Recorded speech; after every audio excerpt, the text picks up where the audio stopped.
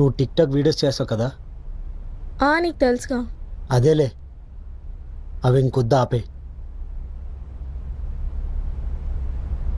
ఏ ఏ అంటే దానివల్ల పెద్ద అవసరం ఏం లేదుగా. అవసరం లేదంటే దానివల్ల నాకు రిలీఫ్ అవుతుంది, టైం పాస్ అవుతుంది, ఇంకా నేను ఎంజాయ్ చేస్తున్నాను. ఎంజాయ్ చేయడానికి ఇంకా చాలా చాలా ఉన్నాయి, అది వద్దు.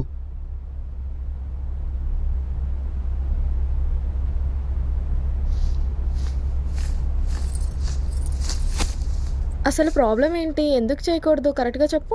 అబ్బా, అన్నీ నీకు చెప్పాలా? నేను చెప్పింది చేయవా? చెప్పింది చేస్తా, కానీ నువ్వు చెప్పిన దానికి రీజన్ ఉండాలి కదా. వద్దు ఆపే అంటే ఎందుకు వద్దు, ఎందుకు ఆపేయాలో తెలుసుకోవాలని నాకు ఉంటుంది కదా. మా ఆఫీస్లో నువ్వు నా పిల్లవని తెలియక ప్రతి ఒక్కరిని వీడియో చూసి సొంగ కాల్చుకున్నారు. ఒకడైతే నా ముందే ఏకంగా బాత్రూమ్కి వెళ్ళి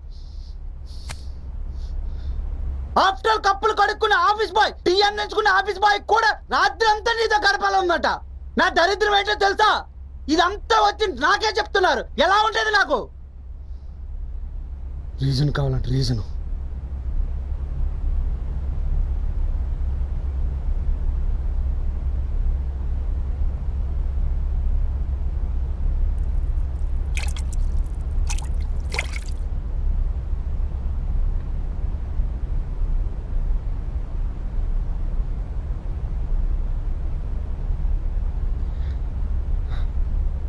ఇందులో నా తప్పేముంది కమల్?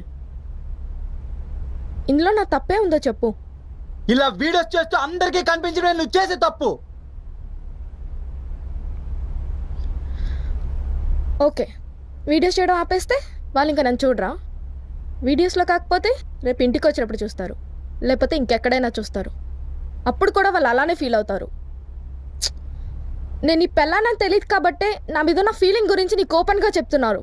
తెలిస్తే చెప్పరు, అంతే. అంతెందుకు, మన అపార్ట్మెంట్స్లో ఉన్న మగాళ్ళందరికీ తెలుసు నేను నీ వైఫ్నని.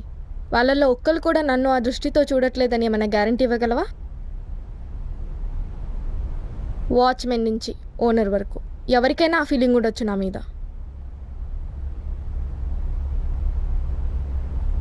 నేను వీడియోస్ చేయడం ఆపినంత మాత్రాన దాన్ని ఆపలేము. వాళ్ళ ఫీలింగ్ మారదు కమల్. వాళ్ళ కోసం మనం ఎందుకు మారాలి? నాతో ఆర్గ్యూ చేయకు. వీడియో చేయడం ఆపుతా ఆపా. ప్రాపర్ రీజన్ లేకుండా నా ఆనందాన్ని నేను చంపుకోను. అంటే ఆపా.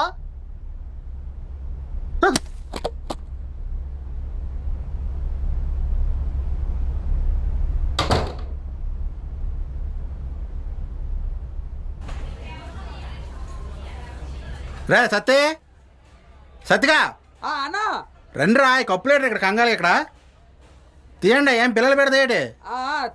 తేతనన్నా జోడకులు పనులు చేయరో బొక్కలేదు. కబుర్ల మంది ఎంగుతారు.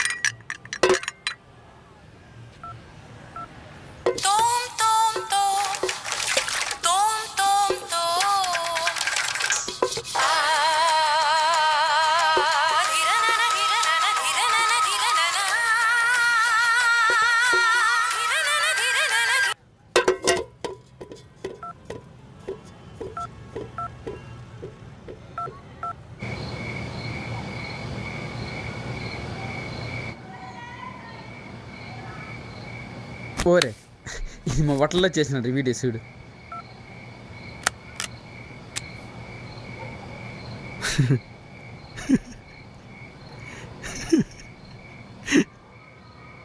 తోం బాగా అలవాటైందిరా నీకు వీడియోలు చేయటము.